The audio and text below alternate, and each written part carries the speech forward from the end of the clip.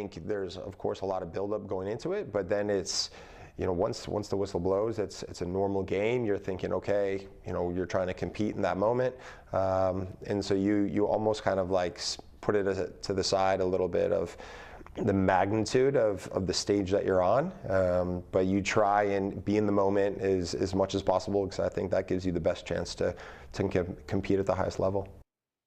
From one U.S. star to another, Jozy Altidore. If you know U.S. soccer, you know the name. 2 World Cups, 42 goals, one of 17 Americans with 100 international caps. The striker spent 2 decades repping the red, white, and blue at the highest level of sport. Now, he's not just a businessman, he's a businessman with thoughts on the current men's squad. I caught up with Altidore to break down what this year's team is capable of.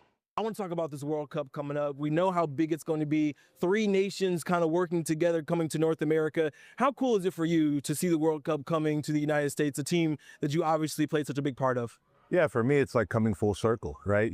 Being a part of the national team, getting into the game because of the '94 World Cup, and now kind of having it all come full circle, hosting the World Cup, all the excitement around the game and the growth.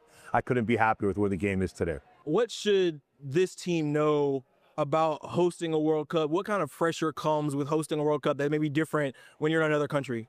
Yeah, I think it's definitely a little bit some pressure there, definitely an added layer. But I think for players like ours who have been playing at a very high level already, I think they're very used to this pressure. And I think it's more of, can we put together the right team at the right time to hit the peaks that we need in a tournament like the World Cup? So I have full confidence in the team. I can't wait to cheer them on.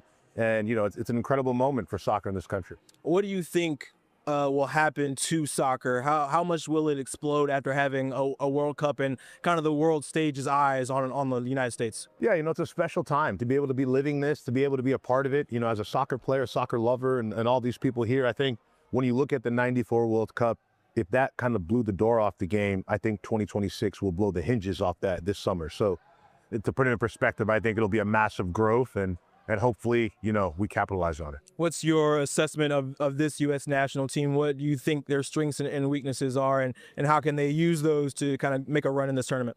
Look, nobody or anything is perfect, but I would say this group, like any group, has its strengths and weaknesses, but I think it's more than good enough to make a deep run in this tournament and to put the world on alert once again that, soccer in this country is here to stay.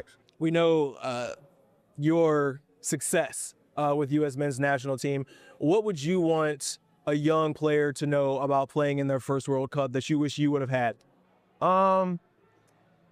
Pride. Just enjoy it, wear it with pride. It's something that, millions and billions of people across the country watch. You don't take that in, but to enjoy the moment, because it's very hard to replicate, right? When you're playing at that level, but it's such a beautiful moment, that recognition of, making it kind of to the peak, right? And so I want those guys to enjoy it, to live it, and to make the country proud and give everything, which I know they will.